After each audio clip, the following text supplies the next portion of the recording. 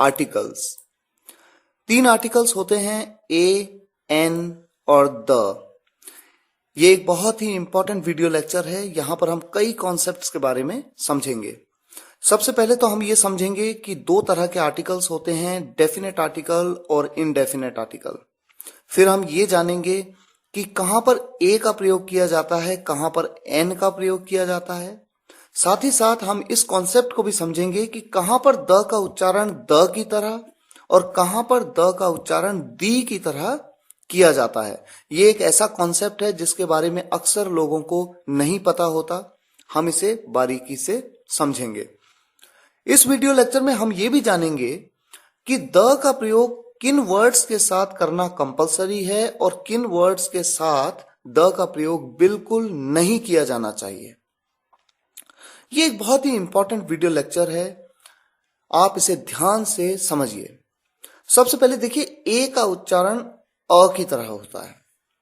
जब भी किसी वाक्य में ए अकेले आए तो उसका उच्चारण अ होता है, ना कि ए। ये बात अक्सर हम सभी जानते हैं। सेंटेंस देखिए, एक एग्जाम्पल के तौर पे, this is a pen. This is a pen, हम कहते हैं अ, क्योंकि ए का उच्चारण जब वो अकेले आता है किसी सेंटेंस में तो अ की तरह होता है।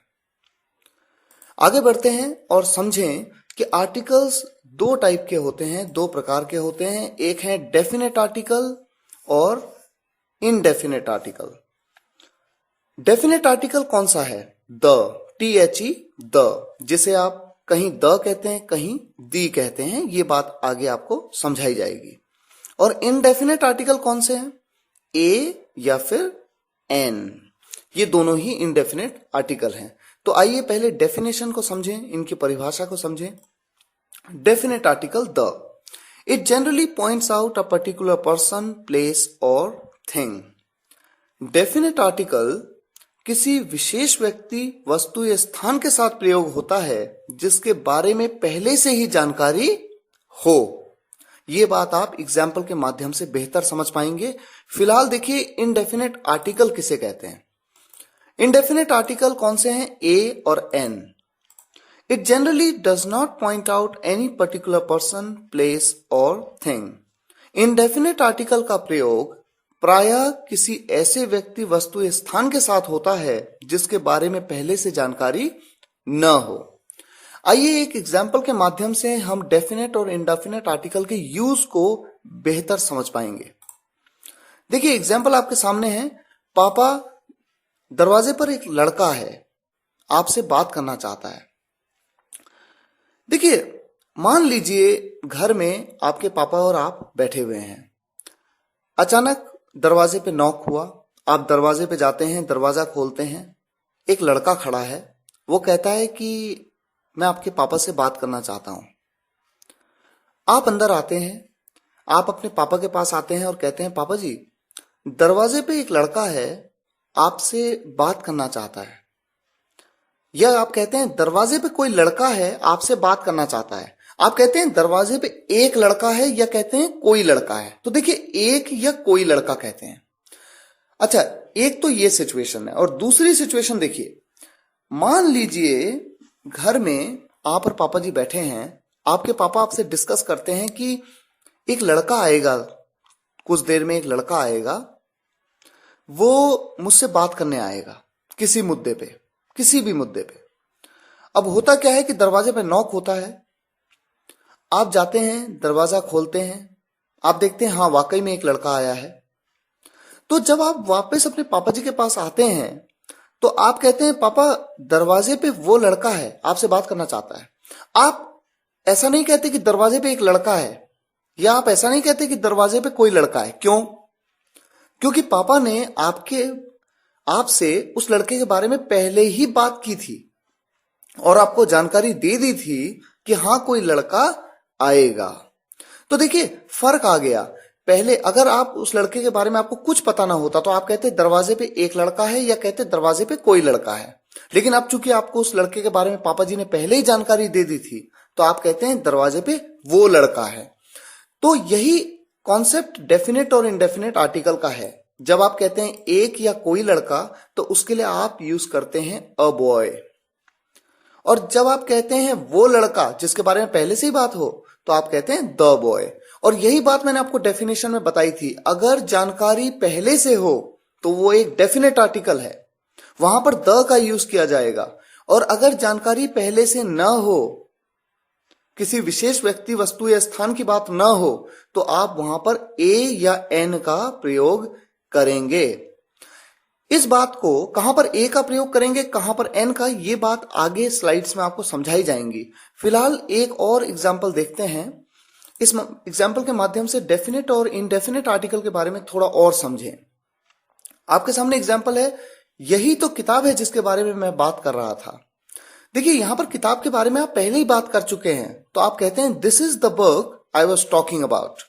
This is the book. आपने बुक से पहले क्या लगाया, द लगाया, क्योंकि उस बुक के बारे में आप पहले ही बात कर चुके हैं। लेकिन दूसरा सेंटेंस देखिए, यह एक किताब है, सिंपल सी बात।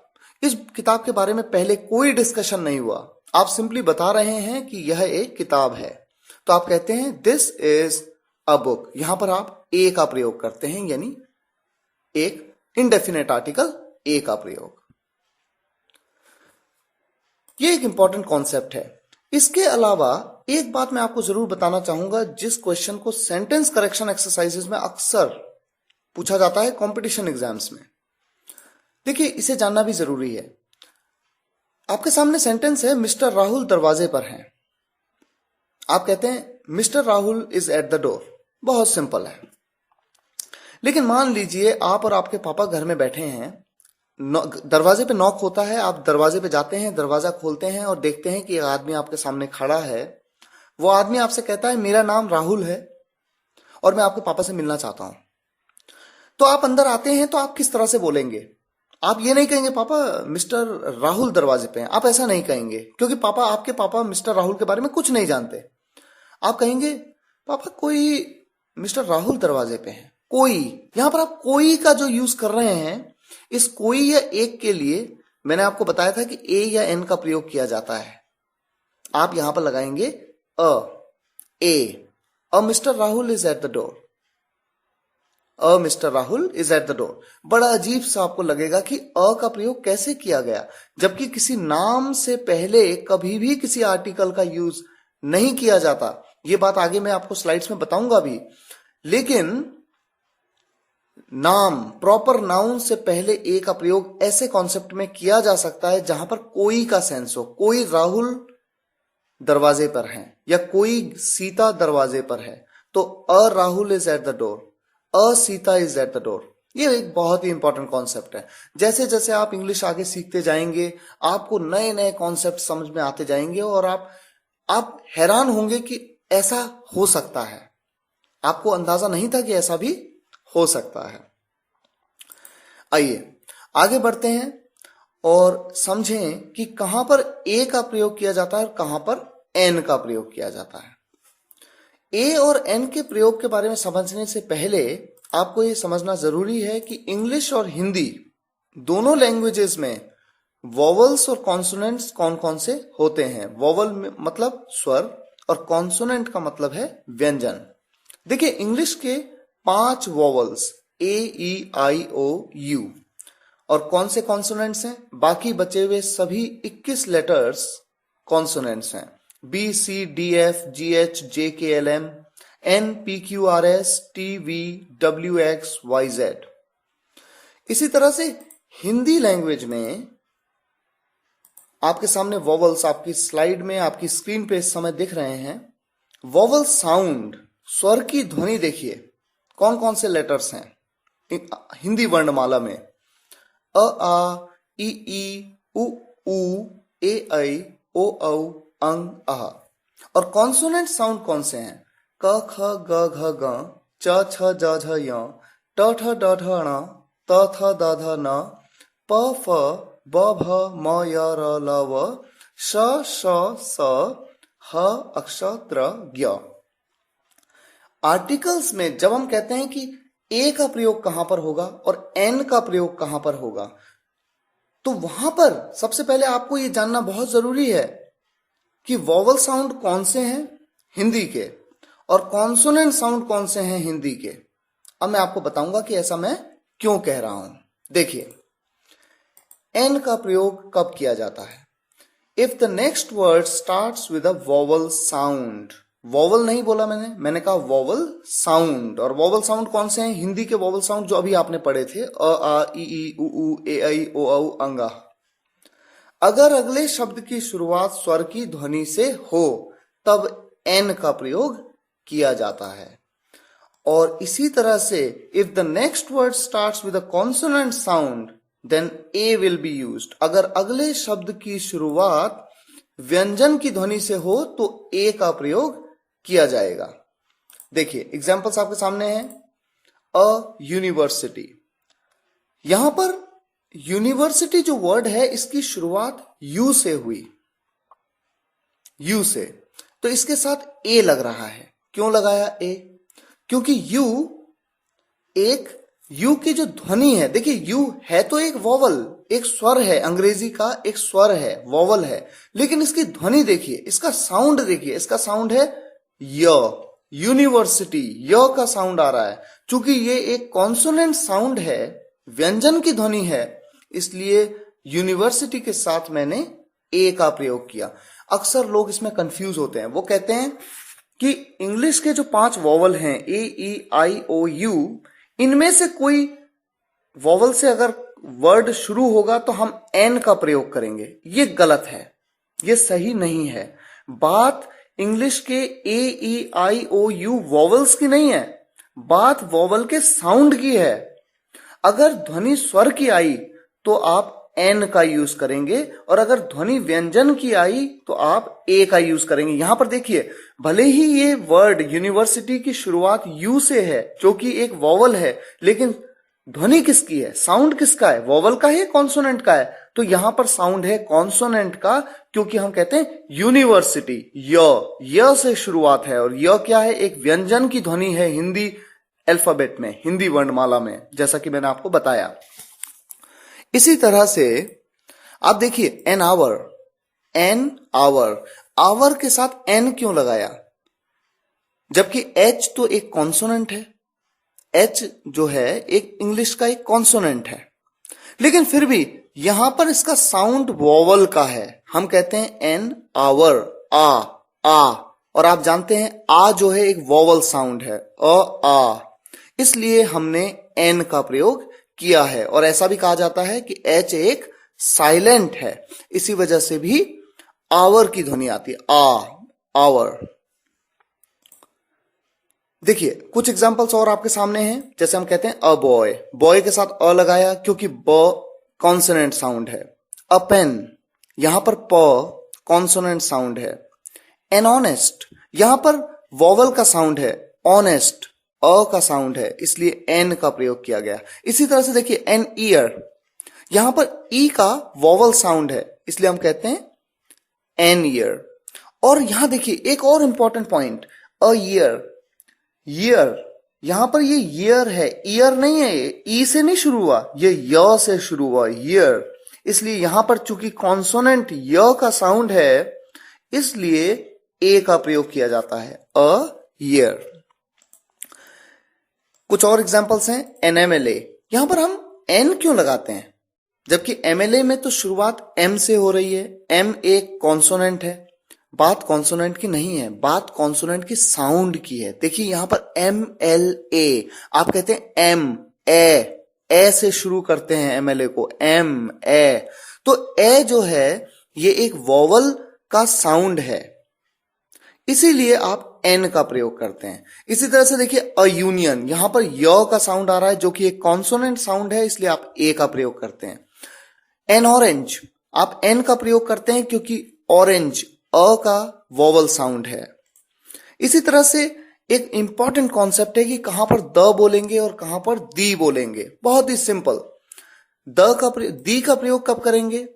जब अगले शब्द की शुरुआत स्वर की ध्वनि से हो, if the next word starts with a vowel sound. और द का प्रयोग कब करेंगे? If the next word starts with a consonant sound. बिल्कुल उसी तरीके से जैसे ए और एन का प्रयोग किया। ए का प्रयोग कब करते हैं? जब कॉन्सोनेंट साउंड से शुरू हो।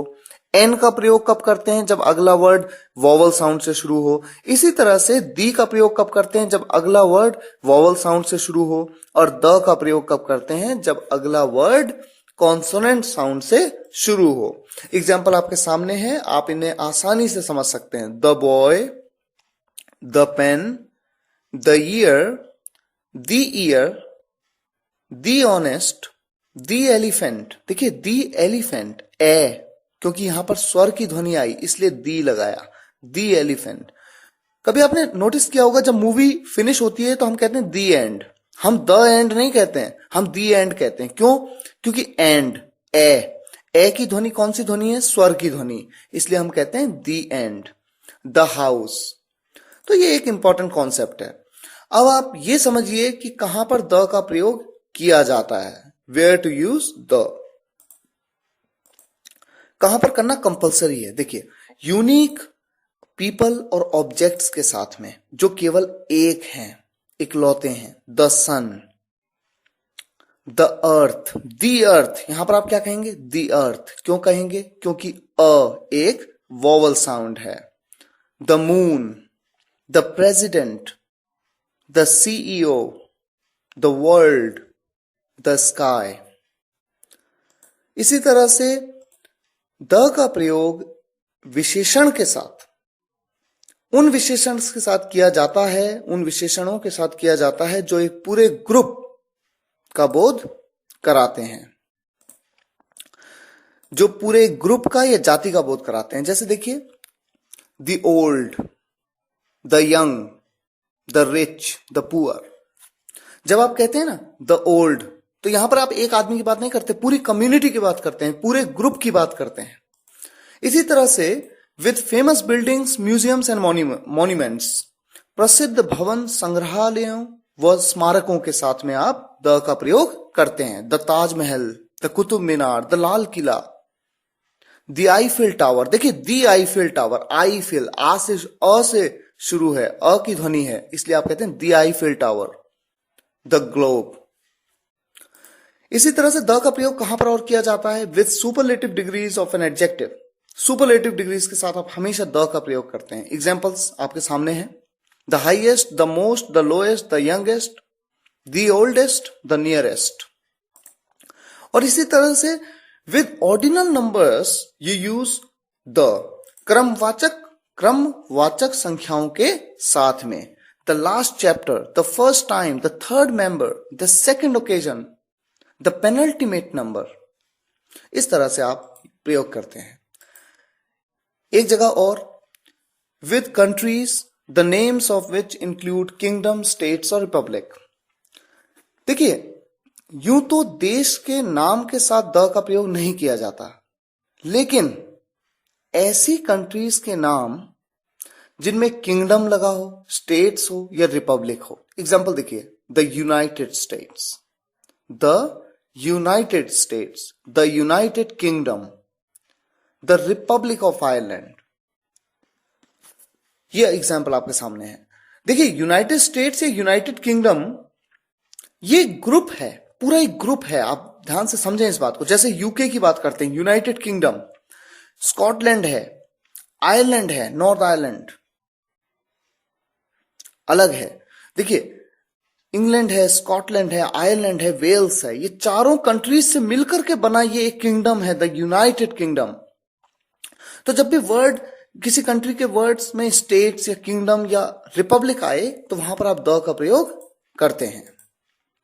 With countries that have plural names, ऐसी कंट्रीज जिनका नाम एक प्लूरल फॉर्म में हो, जैसे नीदरलैंड्स, देखिए एस लगा हुआ है, फिलीपींस एस लगा हुआ है, एक प्लूरल फॉर्म है, यहां पर द का प्रयोग आप करते हैं।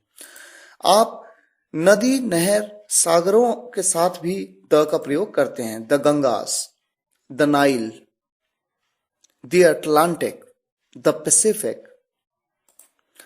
या फिर आप फैमिलीज के नाम के साथ भी द का प्रयोग करते हैं, परिवारों के नाम के साथ। The Ranas, the Khans, the Tatas, the Birlas, the Ambanis, the Guptas, the Jacksons. इस तरह से पूरे खानदान को, पूरे एक परिवार को डिनोट करता है। ओनली से पहले द का प्रयोग केवल तब किया जाता है जब वाक्य में ओनली का मतलब होता है इकलौता। देखिए किस तरह से, द ओनली सन, इकलौता बेटा। द ओनली फ्रेंड, इकलौता दोस्त। द ओनली बैट्समैन, इकलौता बैट्समैन। द ओनली पर्सन, इकलौता व्यक्ति। तब ओनली से पहले द का प्रयोग किया जाता है। और देखिए एक वर्ड है होल, WHOLE, जिसका मतलब होता है सारा या पूरा। होल से पहले द का प्रयोग किया जाता है। और ऑल, ALL, ऑल के बाद में भी द का प्रयोग किया जाता है। देखिए all the books are here, सभी किताबें यहां हैं। I visited the whole world, मैंने सारी दुनिया घूम ली। I visited the whole world. Where not to use the का प्रयोग कहां पर नहीं किया जाता? देखिए before the name of a disease, किसी बीमारी के नाम से पहले द का प्रयोग नहीं किया जाता। Before the name of a language, किसी लैंग्वेज के नाम से पहले द का प्रयोग नहीं किया जाता। जैसे हिंदी, आप द हिंदी नहीं कहते, या द इंग्लिश नहीं कहते आप, या द अमेरिकन नहीं। आप किसी लैंग्वेज से पहले, लैंग्वेज के नाम से पहले द का प्रयोग नहीं करते हैं। इसी तरह से किसी प्रॉपर नाउन से पहले द का प्रयोग नहीं किया जाता। प्रॉपर नाउन के बारे में आपको नाउन चैप्टर में बताया गया है। किसी व्यक्ति, वस्तु, स्थान के नाम को प्रॉपर नाउन कहते हैं। उसके नाम से पहले आप द का प्रयोग नहीं करते। Before the name of a country, किसी देश के नाम से पहले आप द का प्रयोग नहीं करते। लेकिन देखिए ब्रैकेट में लिखा है exceptions have already been taught. मैंने आपको एक्सेप्शंस बताए थे। जिन कंट्रीज के नाम में स्टेट हो, रिपब्लिक हो या किंगडम हो, ऐसे कंट्रीज, ऐसे देशों के नाम से पहले द का प्रयोग किया जाता है।